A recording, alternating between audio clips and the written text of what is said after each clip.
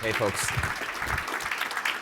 Hi, folks. Glad to be here. I'm going to talk a little bit about how we've done some interesting performance stuff with GraphQL, talking to a database. I'm going to touch a little bit upon the real-time aspect, but maybe not too much because we have a blog post up on it that is definitely worth read. Special thanks to Ryan for laying a really good foundation with ASTs and with generally optimizing GraphQL for talking to databases in the previous talk. And so that's going to be super helpful as we kind of dive deep. My main intent in this talk is to kind of take you over stuff that we've done, which should hopefully be interesting to you and is probably going to be a very interesting, is hopefully going to be a very interesting idea that should inspire some interesting techniques in the stuff that you folks are doing. So to start off, just to quickly tell you kind of what Hasura is so that you have the right context for this talk. Hasura is a GraphQL engine. It's not a library. It's a GraphQL server that runs. You point it to your databases or to services, and it generates a GraphQL API. With databases, we generate, with Postgres and the Postgres family of databases, we generate almost a real-time API almost instantly. So if you have thousands and thousands of tables or views and functions, you'll get a GraphQL API in pretty much 30 seconds, and then you can start customizing it and tweaking it to what suits your GraphQL API. It runs as a Docker container in your own infrastructure, and it is 100% open source. Like most open source projects, it is also Apache licensed. And with that, I shall dive into why Hasura is fast. Hasura is one of the things that our users say after using Hasura is that Hasura is actually super, super, super fast. And I mean it's a vague thing to say fast. So there are different dimensions to it. There is a latency dimension, but there is also a throughput dimension. And Hasura is able to process a staggeringly large number of queries per second continuously with a really tiny footprint. We support a massive amount of concurrency. This is especially useful for real-time use cases with GraphQL subscriptions. We recently did a benchmark where we took 1 million kind of events happening on the back end being sent to 1 million unique GraphQL clients, and all of that kind of just chugging along fine. Hasura also works fairly well. The techniques that we use work fairly well with really large queries or large results as well, right? And so the performance is typically within 1% of what Postgres itself would give you raw, assuming that you do not have a web tier in the middle. But with Hasura as the web tier in the middle, you'd still get about that kind of performance. I'm going to talk a little bit about how we kind of get these kinds of results. So let's take a simple query. What you see in front of you is a schema for a simple, let me bring that up here. All right, cool. So I'm going to be talking about this schema. This is a simple music database. There's artists, there's albums, and there's tracks. Every album has an artist. Every album has a bunch of tracks, right? Fairly just a simple example to kind of ground our discussion. So with this, if we make a fairly simple query and we say, hey, you know what, we want to build kind of like a artists page and show artists with all of their albums, and every album has a bunch of tracks, so we want to show all the tracks for those albums as well. If you implement this, and let's say you have a resolver for artists, for albums, and for tracks, you would have one hit, which will go to the database and fetch all of the artists. So let's say you have n artists. If you have n artists, then you'll hit the next resolver for albums, which will then go and hit the database n times to fetch albums for each of the artists, right, that you have.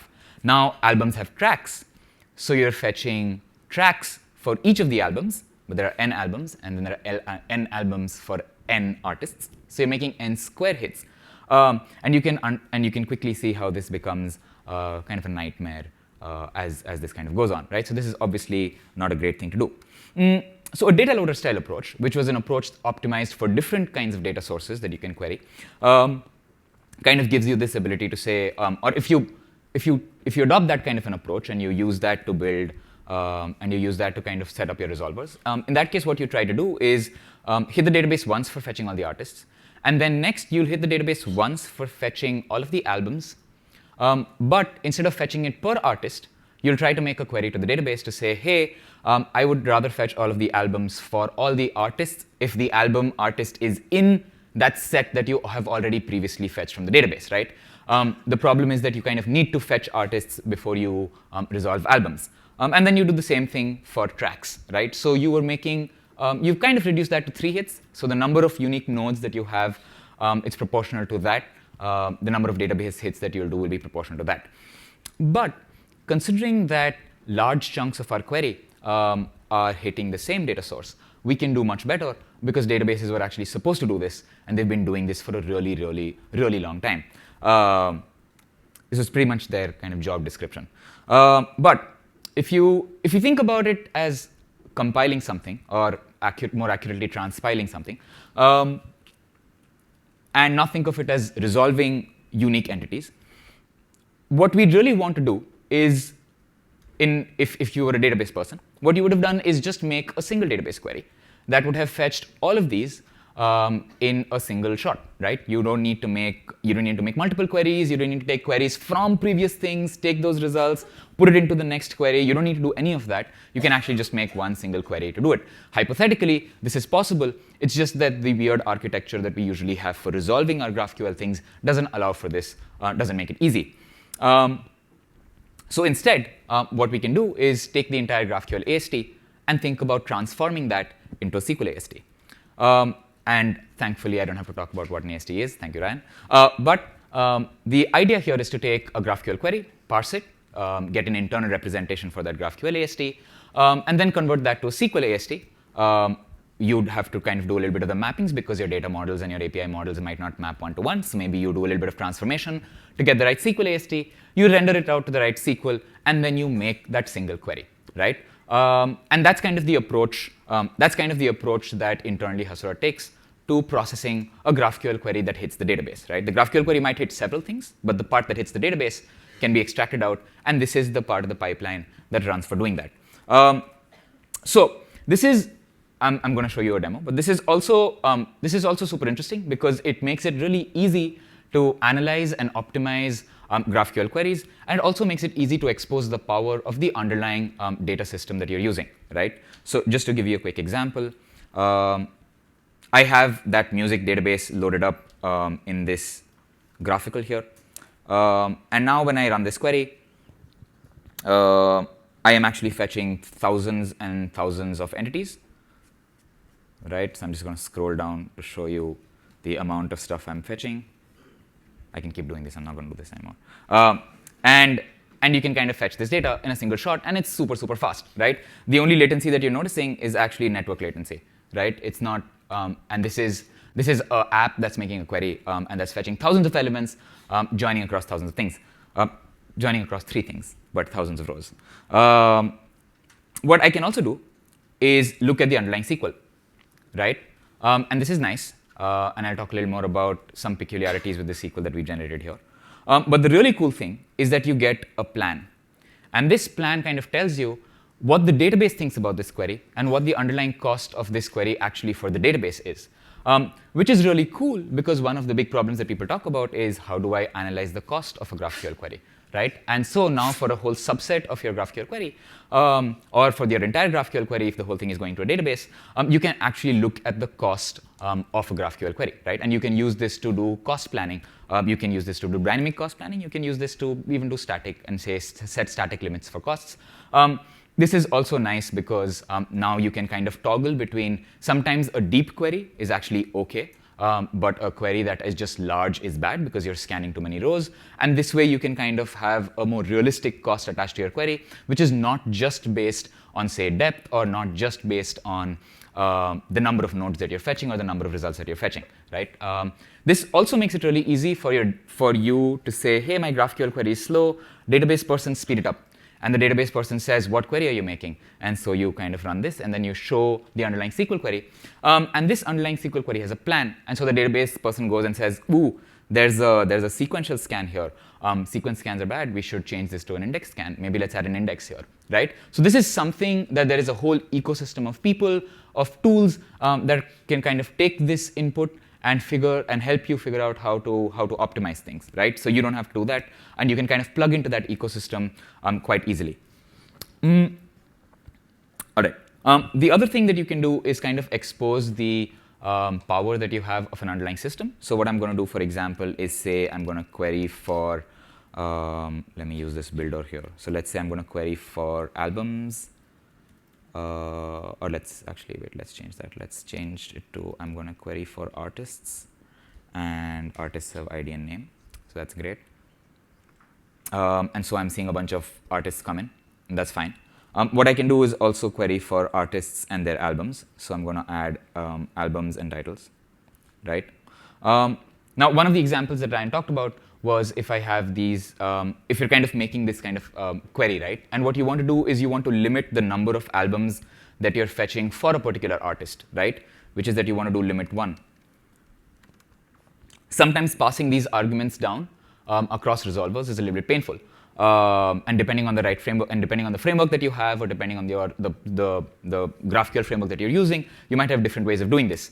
In a compile kind of approach, this is actually very easy to implement because, again, most data systems that kind of spit out data, already have ways to help you understand, already have the right ways of helping you parse where this kind of limit statement goes inside the generated query. So if I look at the underlying query, I'll see that the limit is kind of applied at the right place, automatically, right? And this happens within what SQL calls a lateral join. What you can also do is use this to start filtering. You can filter parent objects by children object properties, right? So what I can do is I can say where the album has a name that maybe starts with let's say A, right? Oops. So you can kind of freely traverse up and down. Sorry, this is title, right? So I can kind of run queries that traverse up and down the entire GraphQL query, right? I can have arguments that reference any part of the query, and all of that just works fairly easily because, again, you're not really worried about thinking of these as independent functions that are running that need to kind of share information across them, but you just have access to the entire AST, and you're thinking of the entire AST transforming from one step to another, which makes a lot of stuff like this very easy to do. All right, OK, cool. So next, what I'm going to talk about is why this is a really stupid idea. This is a stupid idea because what we just did was give all of our data away for free without charging people for money, right? The least you can do when you give people's data away is charge them money and be like Cambridge Analytica, do stuff with it. And so authorization is important, right? And so how do we think about authorization? Because let's say, for example, we want to make sure that end users have access to the data that they own through whatever constraints that are there, right? You don't want to go and make a query for something and then just get everything. And so, for example, two kinds of access control rules that you typically run into would be, is this particular entity accessible, right? So if I'm accessing an album, if I'm the artist who kind of created this music album, then I should have access to it. Maybe it's a whatever music app or something. Or maybe you want to have access control that says that certain fields are accessible or certain fields are not accessible depending on some property of the end user that is using the API, right? The way we think about this is, and I'm going to take this specific example. Let's say you have albums. Albums have ID, and album has a title. And what you want to do is you want to only, in that query, return those albums where the artist ID is me, right? Is me as in I'm the current user using the application, right? So if you, the way you would have traditionally done this is fairly straightforward. What you would have done is you would have had an authorization token or a JWT or a JOT token or something. And then through that session token, you would have resolved that session token into some property of the user. So you would have taken that token, done a lookup in your session database, or opened up the JWT, and you would have said, this token belongs to user ID 1. This token belongs to a user that has roles A, B, and C, or whatever attributes you might have, right? Or belongs to a particular organization or a tenant or whatever, some property of this user. And then what you would do inside the resolver or inside the code that you're writing that is actually making the data fetch is you would apply those permission policies or you would that depend on the current user, right? So what you would have done underneath it is if this was, let's say, just a REST API call or a GraphQL call, and you just had this GraphQL API and nothing else, you could have made a select call to the database and said where the album artist ID is equal to the session.user ID, right? That's kind of the extra step that you add when you make the database query. Hopefully you're doing this and you're not actually doing select star from albums and then you get this monstrous million row result and then you filter that million row result in your application. That is a terrible thing to do. I mean, I say this because I've done this before. I had this thing where I built a Django app, my first Django app, and then I had an ORM. And then the ORM, I would make like multiple queries, and it would work fine in development. And then the first day it went to not even production, but like had 5 users. The whole thing just blew up because of stuff like this, right? Because I was like, yeah, sure, I'll filter it in the application. Computers are fast. They're not if you have like gigabytes of data that you need to filter through. And so hopefully you kind of make this SQL query, and then you kind of fetch that right precise slice of data or the right entities from the underlying data system and then kind of serve that out as a GraphQL response. And so the way Hasura does it is we have permission policies that you can attach to types in your GraphQL schema. And what this permission policy can do is extract session information from your session token, like for example, user IDs, unroles, org ID, tenant ID, current temperature, current location, mobile, whatever session variables you have. You can extract that and then use that to build a permission policy that will automatically be merged into the SQL that is generated, right? Or into the where clause that is generated. So what this entire process now looks like is you have a GraphQL AST, and then you have this internal tree that we're going to manipulate, which we call the internal AST.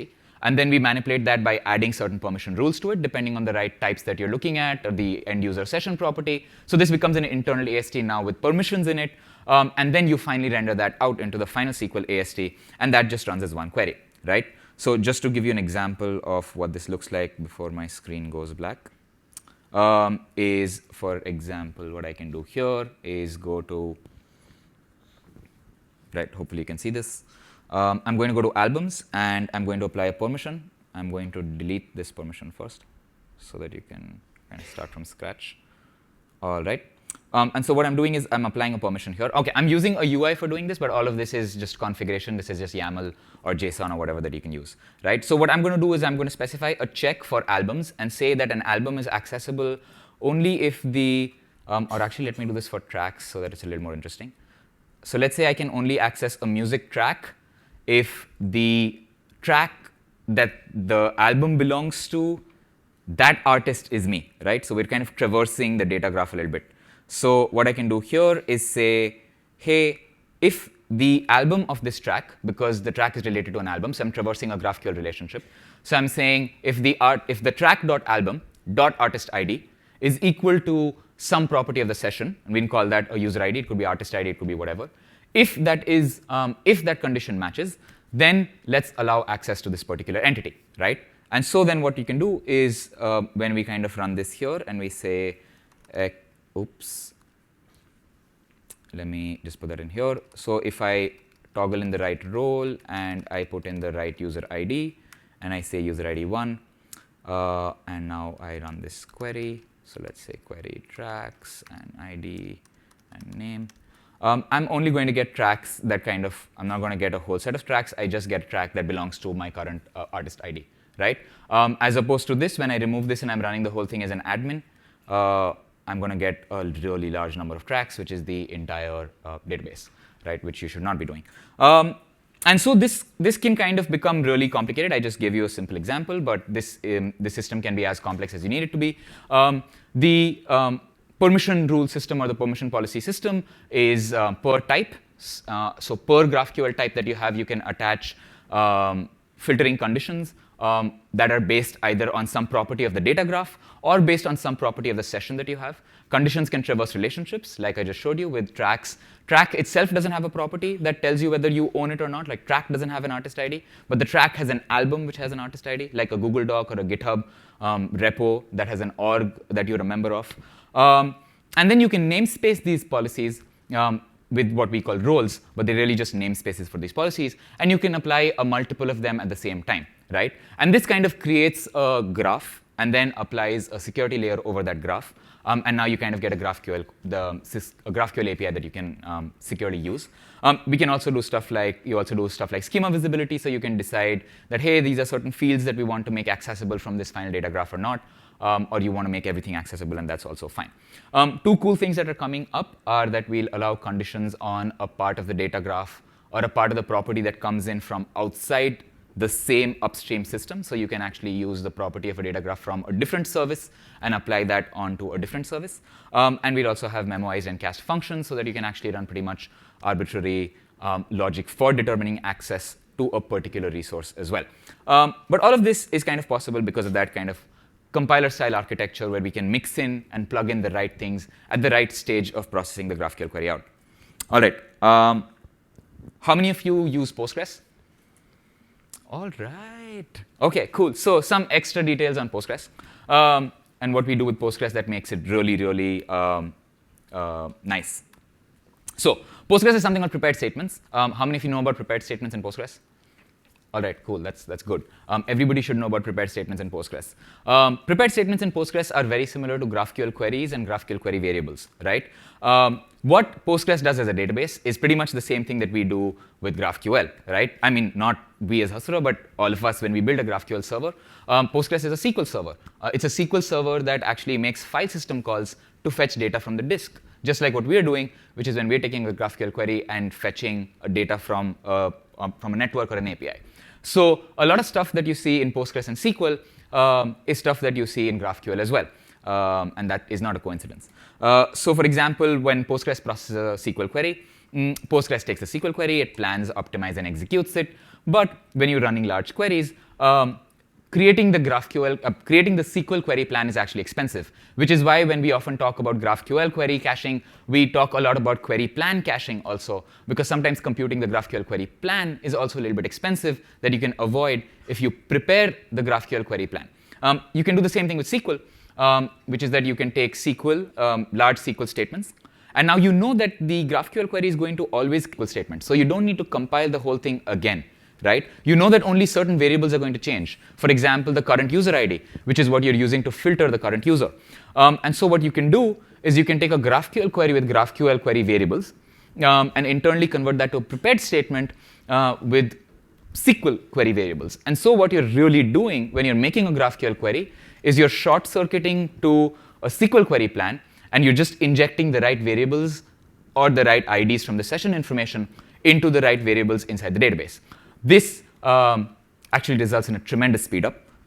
It's not a surprise because when you enable GraphQL query plan caching, you'll see a tremendous speedup in your GraphQL servers. So you really ought to have seen this with databases too. The really awesome thing about Postgres, right, which unfortunately other databases don't have, proprietary databases do have it, but other open source relational databases don't. I think it just landed in MySQL. It's something called JSON aggregations. And this is a super easy trick to speed up hopefully even speed up whatever you're doing with GraphQL or even with REST. In a typical web API backend, what you do is when you get a query, your web backend, whether GraphQL or not, makes a SQL query to the database. When you make a SQL query to the database, what you end up doing is you say, hey, run this query for me, and then you get your response back in the SQL protocol, all right? Not SQL protocol, but in some protocol that you're using with the ORM. Then you take that data, you load that up into memory, and then you transform it, and then you serialize that back to JSON, and then you send that JSON to the client, right? So if you look at what you're doing an order n traversal on the response that you're getting. You're reading every single byte once from the database, you're loading it into memory, and then you're reading every single byte again to convert that to JSON, and then send that back down to the client, right? When we create the SQL query, we don't do that. What we do is we push the JSON aggregation down into the database itself. So we tell Postgres, don't give us the result in your weird flat table, right? If you would have noticed that the select statement that I showed you would have actually resulted in a flat table. You would have gotten like one row that has all the properties. You would have not gotten this beautiful nested JSON. And so what we do is we tell Postgres, hey, instead of giving results back to us in this flat row, why don't you just give us a result back in the right shape of the JSON that you have, which is something called JSON aggregations. And that way, we can stream the results straight back from the database all the way to the client. This results in practice in about a 5 to 8x speedup over what you're doing. Whether you're building REST or GraphQL or whatever, if you have JSON aggregations and you know how to use them, you should probably use them. It's amazing. Cool. All right. Now, this system that I talked about seems like it's fairly coupled to what we're doing with the database, but actually that's not the case. The underlying architecture of the way Hasura itself works is that there is a system which actually maps types into the GraphQL schema to create the GraphQL schema types. This source of types could be Postgres catalog, but it could actually be anything at all. For example, I can use a system like OneGraph that exposes a GraphQL API on top of Stripe, and then I can kind of import types from that GraphQL server, and I can then import types from this database, and then I can configure relationships and authorization policies across this new graph that I get, and then I can actually query the whole thing in one shot. So here's a quick example of what that might look like. I have a customer table in my database, which has ID, name, email, and something like a Stripe ID. I have a Stripe API, which is coming through me through OneGraph with a secure token that you can take and use, but it only has dummy cards, so nothing will happen. But this is the backend, right? The front end is never seeing this token. So this is my kind of like Stripe access token or OneGraph access token. And so then what I do is I configure, so now these types are kind of loaded into our server. And then what you can do is you can configure relationships across them. So you say, hey, you know what? This customer, it has a relationship to Stripe. And so then I configure a relationship to Stripe, and I say that the Stripe customer ID kind of keys into the Stripe graph something something ID, right? And then as soon as I kind of put that together, what I can do is start making GraphQL queries that say, hey, I want to fetch ID, name, and email from kind of our database, and then saved cards from Stripe. So you're kind of looking at that data in one shot. And all of this is secure, so a front-end application or an API call, like if I'm making the API call, I won't be able to fetch your saved cards. And this works. This idea can be extended even further. It kind of takes me into what the underlying architecture here is. This is kind of actually what it looks like. There's query parsing, there's the authorization engine, and then there's a planner, and the planner understands how to convert that GraphQL query into the SQL query. But and we call this the data wrapper. This is actually an interface that anybody can program against, right? And so we'll be now putting in work to make sure that that interface, which is already open source, is actually going to be easier to program against. And what you can do is you can start adding systems that talk to anything. So what we have today is we have SQL and we have GraphQL, but it can actually speak to any kind of upstream system as long as that upstream system has some way of giving you type information, right? And I had a little GIF here, which should have loaded up at the right time. But anyway, it can talk to anything, right? So for example, it can talk to Athena SQL and let you query S3, which is what we heard from a user yesterday. Or you can use that to query Mongo with Mongo's queries, right? All you need to do is implement the backend of this compiler to target whatever query language or whatever query system you want. A very loose and completely inaccurate analogy is, let's say you have GCC. And GCC is a C compiler. And you're using GCC to compile C into x86. And if you have a new CPU that you built, which is, let's say, the ARM instruction set, you're not going to rewrite all of GCC, right? You're going to rewrite that last portion that gives you a specific instruction set. This is a very inaccurate, loose analogy, but it's just an analogy, right? Cool. All right. So that's all that I'm going to be talking about for now. I'm also hosting a topic table talking about GraphQL and microservices over lunch, and so that starts in a bit. Please do pop by. And I'd like to make a quick announcement about something cool that we've been working on, which is event-driven GraphQL mutations. Please do stop by our booth to check this out. It is extremely exciting. It is basically the Redux CQRS or Flux-like pattern, but bringing that to GraphQL mutations and event-driven stuff that people on the back end are quite excited about. So please do hit me up and let's chat about that. That's me on Twitter. We're also hiring. So please do check out hasura.io/jobs. Please feel free to accost me with any questions that you may have after this. Thank you.